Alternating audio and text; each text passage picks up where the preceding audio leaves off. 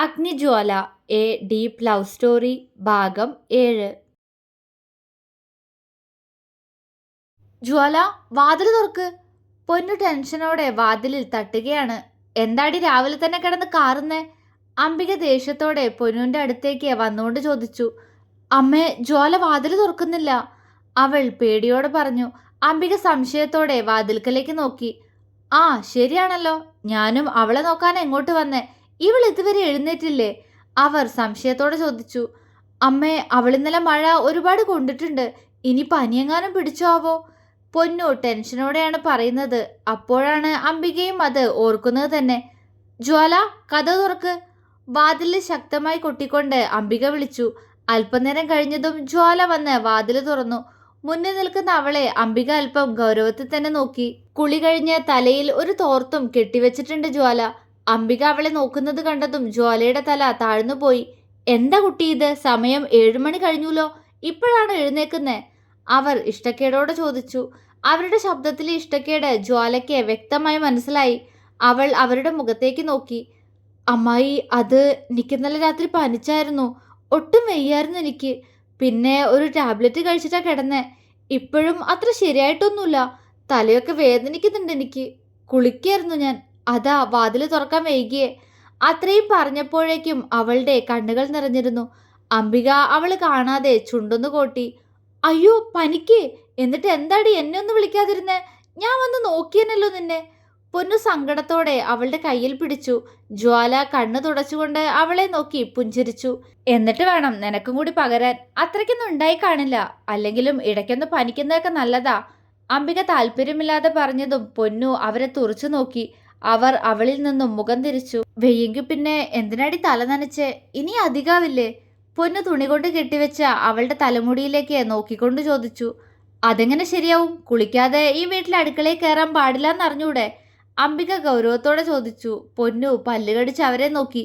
എന്നിട്ട് അമ്മ കുളിച്ചിട്ടാണോ അടുക്കളയിൽ കയറിയേ? പൊന്നു പുച്ഛത്തോടെ ചോദിച്ചതും അവരുടെ മുഖം വിളറി വെളുത്തുപോയി.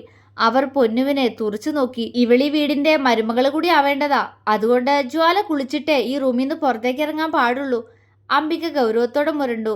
ആ ശബ്ദത്തിൽ ആജ്ഞ നിറഞ്ഞിരുന്നോ? ജ്വാലയ്ക്ക് അങ്ങനെ തോന്നി. അവൾ അവരുടെ മുഖത്തേക്ക് സൂക്ഷിച്ചു നോക്കി. ഇപ്പൊ നിനക്ക് കുഴപ്പമൊന്നുമില്ലല്ലോ, അടുക്കളയ്ക്ക് വരാൻ നോക്ക്, പിടിപ്പത് പണിയുണ്ട് അവിടെ, ജ്വാലയെ നോക്കി വരുത്തിക്കുട്ടിയ പുഞ്ചിരിയോടെ പറഞ്ഞുകൊണ്ട് അംബിക അവിടെ നിന്നും നടന്നുപോയി. അവര് പോകുന്നത് നോക്കി നിന്ന് ജ്വാല പതിയെ അകത്തേക്ക് കയറി. കൂടെ തന്നെ പൊന്നു അകത്തേക്ക് കയറി വാതിലടച്ചു. ജ്വാല ഒന്നും മിണ്ടാതെ ബെഡിൽ പോയിരുന്നു. നീ എന്നോട് പിണങ്ങിയിരിക്കുകയാണോ? പൊന്നു പതിഞ്ഞ ശബ്ദത്തിൽ ചോദിച്ചതും ജ്വാല അവളെ നോക്കിയൊന്ന് പുഞ്ചിരിച്ചു. ഞാനെന്തിനാ നിന്നോട് പിണങ്ങുന്ന പൊന്നു? അവളുടെ ശബ്ദം താഴ്ന്നു പോയിരുന്നു. സോറി ജ്വാല, ഇന്നലെ അങ്ങനെ ഒരു പരിചയമില്ലാത്ത ഒരാളുടെ കൂടെ നീ, പിന്നെ അയാൾ നിന്നെ കിസ് ചെയ്തു എന്നൊക്കെ കേട്ടപ്പോൾ അതിൻ്റെയൊക്കെ ദേഷ്യം കൊണ്ട് വഴക്കു പറഞ്ഞതടി ഞാൻ.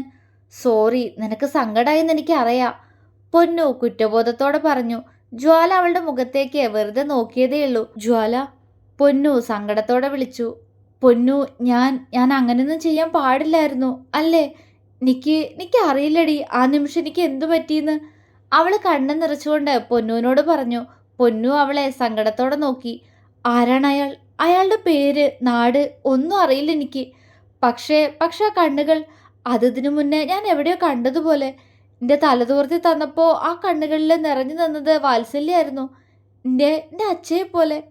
അത് പറയുമ്പോൾ അവളുടെ ശബ്ദമൊന്നിടറി. പൊന്നു അവളെ വിടർന്ന കണ്ണാലെ നോക്കി. ഒരു തവണ കണ്ട ഒരാളെക്കുറിച്ചാണ് അവൾ ഇങ്ങനെ ആകാംക്ഷയോടെ പറയുന്നതെന്ന് പൊന്നു അത്ഭുതത്തോടെ ഓർത്തു. ഏട്ടനെക്കുറിച്ച് പോലും അവൾ ഇതുപോലെ എന്നോട് വാചാലയായിട്ടില്ല. പൊന്നു മനസ്സിൽ ചിന്തിച്ചുകൊണ്ട് ജ്വാലയെ നോക്കി പുഞ്ചിരിച്ചു. അയാള് എങ്ങനെയുള്ള ആളാന്ന് എനിക്കറിയില്ല പൊന്നു, പക്ഷെ അയാൾക്കൊപ്പം ഉണ്ടായിരുന്ന ഓരോ നിമിഷവും ഉള്ളിൽ നിറഞ്ഞ പേടിയോടൊപ്പവും എൻ്റെ മനസ്സ് എപ്പോഴും ശാന്തമായിരുന്നു. അവളുടെ കണ്ണിൽ എന്തോ ഒരു തിളക്കം. പൊന്നു അവളെ നോക്കി പുഞ്ചിരിക്കുക മാത്രം ചെയ്തു. നിനക്ക് ഒരു തവണ കണ്ട അയാളോട് തോന്നിയ ഈ ഫീലിങ്സ് ഉണ്ടല്ലോ, അതുപോലെ എപ്പോഴെങ്കിലും എൻ്റെ ഏട്ടനോട് തോന്നിയിട്ടുണ്ടോ? പൊന്നു ഗൗരവത്തോടെ ചോദിച്ചു. ജ്വാല അവളെ പകപ്പോടെ നോക്കി. എന്താ? അവളിൽ പതർച്ച. ഞാൻ ചോദിച്ചത് നീ കേട്ടില്ലേ ജ്വാല? അവള് ഭാവഭേദമില്ലാതെ ചോദിച്ചു. ജ്വാല അവളെ ഒന്ന് നോക്കിക്കൊണ്ട് പതിയെ കണ്ണുകൾ ഒന്നടച്ചു. കിച്ചേട്ടന് എന്നോട് ഇഷ്ടാ. ആദ്യം എന്നോട് കൂട്ടുകൂടാൻ വരുന്ന സമയത്തെല്ലാം ഒരുപാട് സംസാരിക്കായിരുന്നു എന്നോട്. പിന്നെ എപ്പോഴോ എന്നോടുള്ള സംസാരം കുറഞ്ഞു തുടങ്ങി. ആ മുഖത്ത് എന്നും നിറഞ്ഞു നിൽക്കുന്ന ഭാവം ഗൗരവം തന്നെയാ. എന്റെ കാര്യത്തില് കിച്ചേട്ടന് ഒരു പ്രത്യേക ശ്രദ്ധയാ. എന്നിൽ പൊസസീവാ കിച്ചേട്ടൻ. അതെന്നോടുള്ള ഇഷ്ടം കൊണ്ടായിരിക്കും. പക്ഷേ ആ കണ്ണുകളിലോ പ്രവൃത്തിയിലോ ഒരിക്കലും ഞാൻ വാത്സല്യം കണ്ടിട്ടില്ല. അങ്ങനെ എന്നോട് പെരുമാറിയിട്ടുമില്ല. ആ കണ്ണുകളിൽ നിറഞ്ഞു നിൽക്കുന്ന ഭാവം അതെന്നോടുള്ള അടങ്ങാത്ത പ്രണയാണെന്ന് ഒരിക്കലും പറഞ്ഞിരുന്നു. അതെ, അതായിരിക്കും പ്രണയം. എനിക്കിതുവരെ അംഗീകരിക്കാൻ കഴിയാത്ത പ്രണയം. അവളൊന്ന് നിശ്വസിച്ചു. എന്നിട്ടും മനസ്സിലെന്തോ ഒരു ശൂന്യത നിറയുന്നു. കണ്ണുകൾ ചുട്ടുനീറുന്നു.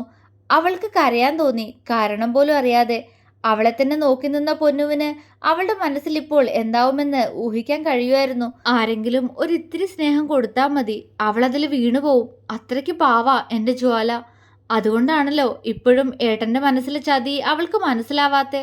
പൊന്നുവിൽ വേദന നിറഞ്ഞു. എല്ലാരും കൂടി ചേർന്ന് എൻ്റെ ജ്വാല ചതിക്കായിരുന്നു എന്ന് അവൾ അറിഞ്ഞ എങ്ങനെ സഹിക്കും അവളത്? പൊന്നുവിന് അറിയുമായിരുന്നില്ല. അല്ലെങ്കിലും എൻ്റെ ഏട്ടൻ്റെ അമ്മയുടെയും മറ്റുള്ളവരുടെയും ചതി ഞാൻ പോലും മനസ്സിലാക്കി വന്നപ്പോഴേക്കും ഒരുപാട് വൈകിപ്പോയിരുന്നല്ലോ. ഇനി അത് ഇവളോട് തുറന്നു പറഞ്ഞാൽ പോലും വിശ്വസിക്കാത്ത വിധം എല്ലാവരും കുടിലതയോടെ അവളെ അവരുടെ കപട സ്നേഹത്തിൽ കെട്ടിയിട്ട് കഴിഞ്ഞിരിക്കുന്നു. അവളൊന്ന് തല കുടഞ്ഞു. ജ്വാല, വാ, നമുക്ക് അടുക്കളയിലേക്ക് പോവാ, എനിക്ക് വിശക്കുന്നുണ്ടടി, പൊന്നു കുറുമ്പോടെ പറഞ്ഞു. ജ്വാല കണ്ണുകൾ തുടച്ച് അവളെ നോക്കിയൊന്ന് പുഞ്ചിരിച്ചു. അപ്പോഴും അവളുടെ മനസ്സിൽ അവൻ്റെ പൂച്ചക്കണ്ണുകൾ മിഴിവോടെ നിറഞ്ഞു തന്നെ നിന്നു. തൻ്റെ ജീവിതത്തിൽ ഇനി എന്തൊക്കെയാണ് നടക്കാൻ പോകുന്നതെന്നറിയാതെ തിളച്ചുമറിയുന്ന മനസ്സുമായി ജ്വാല പൊന്നുവിനൊപ്പം റൂമിന് പുറത്തേക്ക് ഇറങ്ങി. അവളിലെ കുഞ്ഞു സങ്കടങ്ങളെപ്പോലും തച്ചുടച്ച് അവൾക്ക് നൽകാൻ കഴിയുന്ന എല്ലാ സന്തോഷങ്ങളും നൽകി അവളിൽ തന്നെ തുടങ്ങി അവളിൽ തന്നെ അവസാനിക്കാൻ കൊതിച്ചുകൊണ്ട് അതിനായുള്ള കരുക്കൾ നീക്കുകയായിരുന്നു അഗ്നി. അപ്പോൾ ജ്വാലയും പൊന്നുവും അടുക്കളയിലേക്ക് കയറി ചെല്ലുമ്പോൾ അവിടെ അരുന്ധതിയും സുരഭിയുണ്ട്. അരുന്ധതി ദേഷ്യത്തോടെ അവളെ ഒന്ന് തുറച്ചു നോക്കി. ജ്വാല പേടിയോടെ തല താഴ്ത്തിപ്പിടിച്ചു. എന്താ നിനക്ക്? നേരത്തെ ഇങ്ങോട്ട് വരണമെന്ന് അറിയില്ലേ ജ്വാല? ഒന്നും ഉണ്ടാക്കാൻ അറിയില്ലെങ്കിലും എന്തെങ്കിലും സഹായത്തിന് നിനക്ക് ഞങ്ങളുടെ കൂടെ കൂടിക്കൂടെ? അവളുടെ പേടി കണ്ട് അല്പം മയത്തിലാണ് അവര് പറഞ്ഞത്.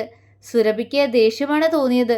ഇവള് ഇവിടുത്തെ കൊച്ചമ്മയല്ല അമ്മേ, അപ്പോ ഇവൾക്ക് ഇഷ്ടമുള്ളപ്പോ എഴുന്നേറ്റ് വന്നാ പോരെ? ആരെന്ന് പറയാനാ ഇവളെ? തന്നിഷ്ടല്ലേ? സുരഭി പരിഹാസത്തോടെ ചോദിച്ചു.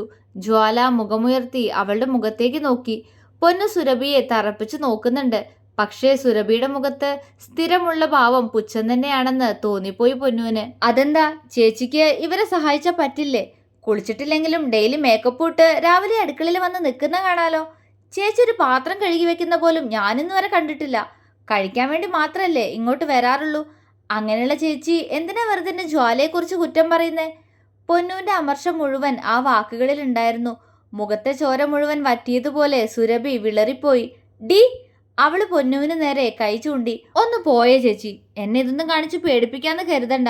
ഇത് ജ്വാലയല്ല, ചൈതന്യ, അത് മറക്കണ്ട. നിങ്ങൾ നിങ്ങളുടെ സ്വന്തം അനിയത്തിയോട് തട്ടിക്കറിയാൽ മതി. അവളെവിടെ? അവൾക്ക് എഴുന്നേക്കാൻ ഇതുവരെ സമയമായില്ലേ? ഇവിടെ ഓരോരുത്തർക്ക് ഓരോ നിയമാണോ? പൊന്നു ദേഷ്യം കൊണ്ട് വിറച്ചു. പൊന്നു, അംബിക ഗൗരവത്തോടെ വിളിച്ചു. അവൾ അവരെ ദേഷ്യത്തോടെ ഒന്ന് നോക്കി മുഖം തിരിച്ചു. പൊന്നു മിണ്ടാതിരിക്കടി, ജ്വാല അവളുടെ കയ്യിൽ പിടിച്ചുകൊണ്ട് ദയനീയമായി പറഞ്ഞു. പൊന്നു അവളെ കലിയോടെ നോക്കി. എന്നാ പിന്നെ ഈ അടുക്കളയിൽ തന്നെ കിടന്ന് ഒടുങ്ങട്ടടി നിന്റെ ജീവിതം. എന്താന്ന് വെച്ചാ ചെയ്യ്, ഞാനൊന്നും പറയുന്നില്ല. ജ്വാലയെ നോക്കി ദേഷ്യത്തോടെ അത്രയും പറഞ്ഞുകൊണ്ട് പൊന്നു പുറത്തേക്ക് പാഞ്ഞുപോയി. സുരഭി ജ്വാലയെ തുറച്ചു നോക്കി. പക്ഷേ അവളുടെ മുഖത്ത് ദയനീയതയാണ്. എൻ്റെ അനിയത്തി തന്നെയാ പൊന്നു. നീയായിട്ട് എന്ന് തൊട്ട് അവൾ അടുത്തോ അന്ന് തൊട്ട് അവൾക്ക് എന്നെ കണ്ടുകൂടാ. എല്ലാത്തിനും കാരണം നീയാ, നീ മാത്രം. അവളെ നോക്കി വെലിഞ്ഞു മുറുകിയ മുഖത്തോടെ അത്രയും പറഞ്ഞുകൊണ്ട് സുരഭിയും പുറത്തേക്ക് ഇറങ്ങിപ്പോയി. ജ്വാലയ്ക്ക് വേദന തോന്നി. ഞാൻ എന്ത് ചെയ്തിട്ടാ ചേച്ചി എന്നോടിങ്ങനെ? അവളുടെ ഉള്ളം തേങ്ങി. അംബിക അവളുടെ തോളിൽ കൈവച്ചു. അവള് വിഷമത്തോടെ അവരുടെ മുഖത്തേക്ക് നോക്കി. സാരില്ല, അവള് ദേഷ്യം വന്നപ്പോൾ വെറുതെ ഓരോന്ന് പറഞ്ഞേ ഉള്ളൂ. അതിന് നീ ഇങ്ങനെ കരയാൻ നിന്നാ എങ്ങനെയാ? അംബിക അരുന്ധതിയെ ഇടങ്ങണിട്ട് നോക്കിക്കൊണ്ട് പറഞ്ഞു. അരുന്ധതിയുടെ ചുണ്ടിൽ പുച്ഛമാണ്. ആ, അത് തന്നെ. എൻ്റെ മോൾക്ക് ദേഷ്യം കുറച്ച് കൂടുതലാന്ന് എല്ലാവർക്കും അറിയില്ലേ? പിന്നെ ഇവളിത് എന്തിനാ കരയുന്നേ? വന്ന് ഈ പാത്രങ്ങളെല്ലാം ഒന്ന് കഴുകി വെച്ച്. ഇന്നലെ നീയൊന്നും കഴിക്കാതെ കിടന്നു വെച്ചിട്ട് ഇവിടെ ബാക്കിയുള്ളവരുടെ പാത്രമൊക്കെ ആര് കഴുകി വെക്കുന്നു കരുതിയിട്ടാ? അരുന്ധതി ഗൗരവത്തോടെ ചോദിച്ചു. അവരുടെ പെരുമാറ്റം പൊതുവെ ഗൗരവം നിറഞ്ഞതായതുകൊണ്ട് ജ്വാലയ്ക്ക് അത്ഭുതമൊന്നും തോന്നിയില്ല.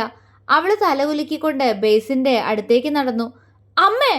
ദേഷ്യത്തോടെ അരുന്ധതിയെ വിളിച്ചുകൊണ്ട് സൗപർണിക അങ്ങോട്ട് ചാടിത്തുള്ളി വന്നു. അരുന്ധതി അംബികയും ജ്വാലയും അവളെ തിരിഞ്ഞു നോക്കി. ദേഹം ഒന്നാകെ നനഞ്ഞ് ദേഷ്യം കൊണ്ട് വിറച്ചു നിൽക്കുകയാണ് സൗപർണിക.